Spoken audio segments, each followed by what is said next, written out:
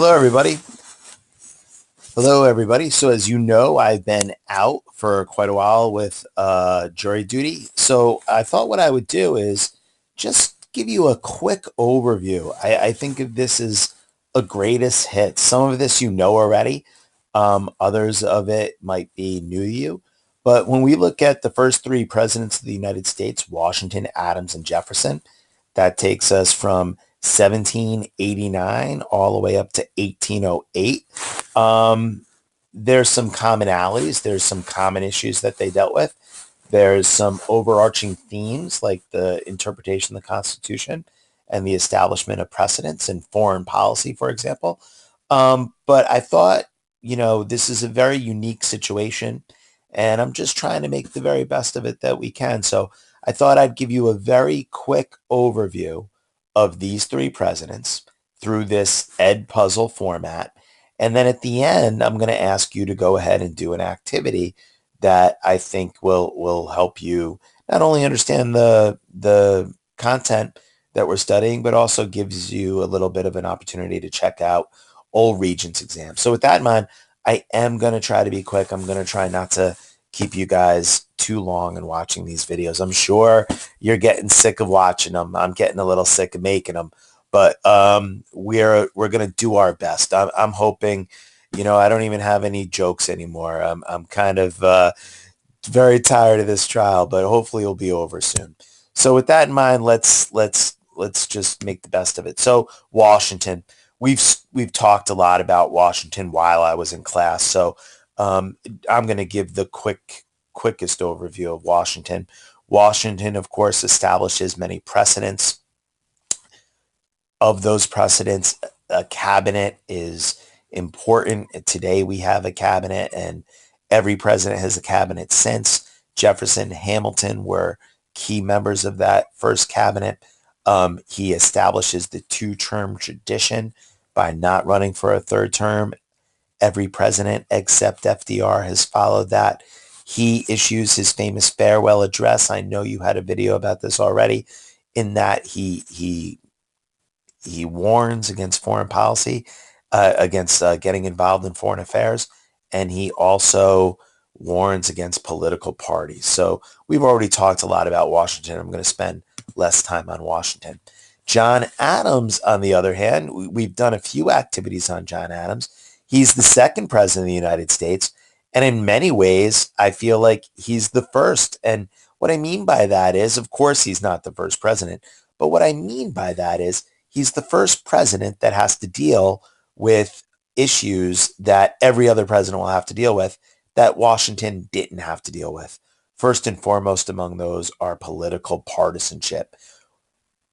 Adams had to work with and against a minor political party. And by minor, I mean a minority political party, a party that wasn't in power, led by Jefferson. So he had to deal with that. He has to deal with foreign affair issues like the XYZ affair. The XYZ affair, French ambassadors that the French were imprisoning Americans at SACE, a policy called impressment. America wanted them to stop doing that, and the French ambassadors demanded a bribe. The men who demanded a bribe refused to give their names. Therefore, it gets this very cryptic title called the XYZ affair because we don't know who did it. But this angers Americans, and this leads to a quasi-war. It's called a quasi-war with France. So we're not at war with France, but our navy's shooting at their navy. It's a quasi-war. Many Americans are opposed to this quasi-war, and this leads to laws that John Adams passed called the Alien and Sedition Acts. These laws limited the freedom of speech, so you couldn't criticize the president, and it limited the rights of new immigrants. New immigrants had to wait up to 7 years before they could become full citizenships. Many people during the time, most importantly Thomas Jefferson, viewed these laws as unconstitutional. These laws are widely going to be criticized, and John Adams is going to be our first one-term president. Um, we'll talk more about him in class when I can get into more depth. But like I said, this presentation is like a greatest hits. Of course, Thomas Jefferson. I believe that you've already watched a screencast on him. I will go through him fairly quickly with you. Jefferson is elected in 1800. This is sometimes called the Revolution of 1800. I write after, was it or was it? So was it a revolution? A revolution is a dramatic change. Did Jefferson make dramatic changes? So Jefferson's rhetoric was very extreme. He seemed like a guy who was going to change government greatly, but when push comes to shove, in many ways, he doesn't. He has a dispute with John Marshall that you talked about, I talked about, and you listened to in the last screencast involving Marbury versus Madison. You already know what happened there. And the Embargo Act. So these early presidents have to deal with some similar foreign policy issues. America's a weak country at this time. We don't think of that because we're such a powerful country today. But at the time, we were a weak country and we were getting pushed around, especially on the high seas. And England and France were impressing American sailors. That's a word that means forcing into service. Think of it like pressing down upon, impressment. So in order to stop that, John Adams sent out the Navy, and he shot at the French whenever he saw their ships. What Jefferson does is he issues the Embargo Act, which greatly limits trade. It stops all trade between England and France. It worked. It stopped impressment, but it also had dire implications for the economy, as you can imagine. Jefferson saw himself as someone who believed in smaller government. So he limits the size of the government. He limits the size of the Navy. He cuts spending. So in many ways, Jefferson, if Jefferson were alive today and we were to ask him, was it a revolution? I think he would say, yes, it was. Look, I limited the size of the government. I cut spending and I limited the size of the big Navy. But in other ways, it really wasn't a dramatic revolution. And wait for it, that might be the most revolutionary thing about Jefferson's presidency. The most revolutionary thing about Jefferson's presidency was that it wasn't a dramatic revolution.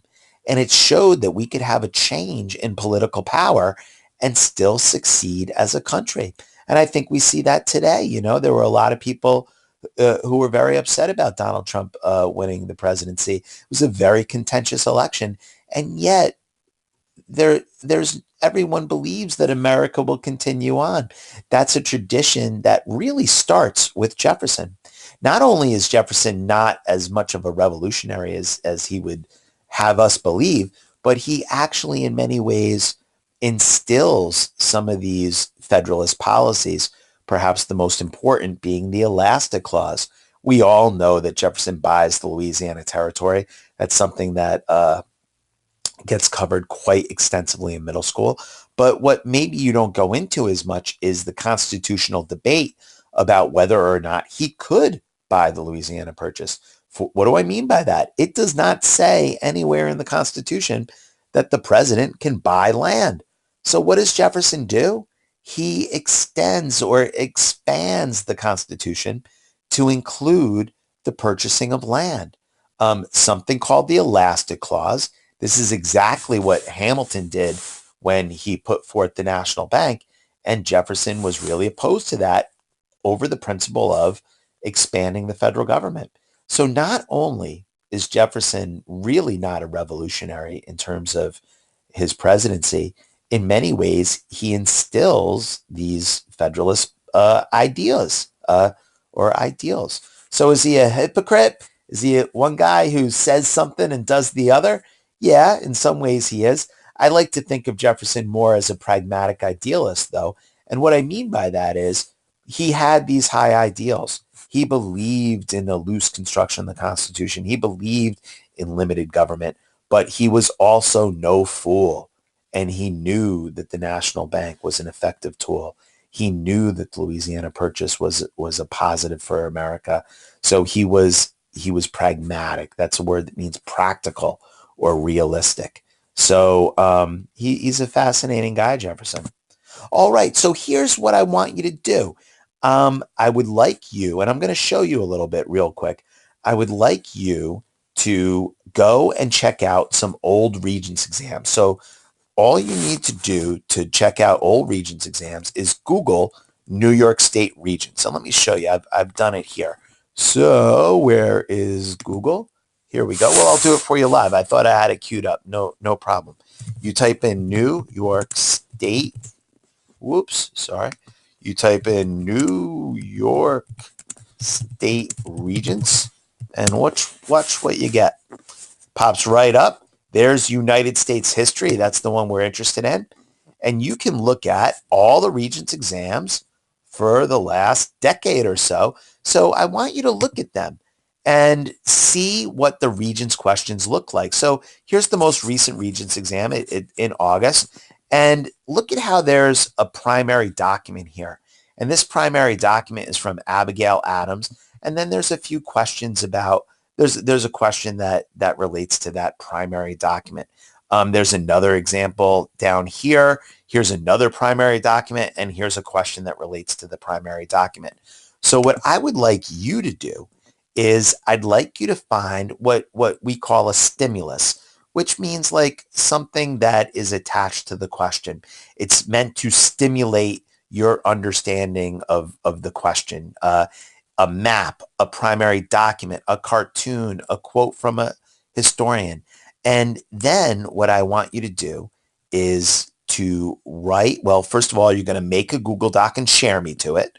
And in that Google Doc, you're going to have the primary document and a question that relates to the primary document. I like you to write it in a Regents style format. So go check out some of these old Regents exams, and it's a benefit for you in many different ways. It's a benefit for you in terms of the content, but it also gives you a little idea of what the Regents exam looks like. Of course, we've been taking many questions that are old Regents exam questions. You're accustomed to them, but the more the merrier, as they say. The more practice, the better. So here's another example. All of these questions are like this, and it gives you a good insight as to what the Regents is going to look like. So let's see here. I believe that that's all I have to say. I really miss being in class. I really miss being with you guys and having class and telling stupid jokes and enjoying your company, the pleasure of your company. So I hope to see you guys soon. And I guess that's it.